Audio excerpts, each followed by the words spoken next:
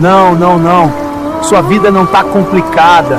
Ela só tá sem eu, por decisão sua. Não tá difícil. Difícil é ser humilhado, xingado e espancado até a morte. É morrer no lugar do outro, sem saber quem é o outro. Tudo isso porque o meu pai é também o seu. Minha morte foi a te dar vida, uma vida cheia de vida. Então não jogue sua vida fora, com prostituição, escárnio, bebidas, drogas, porque nosso pai te ama. Eu te amo. Então se ame também. Por favor, volta para casa, porque minha morte não foi em vão. Pois quando um pecador se arrepende, há festa no céu e você é o principal convidado.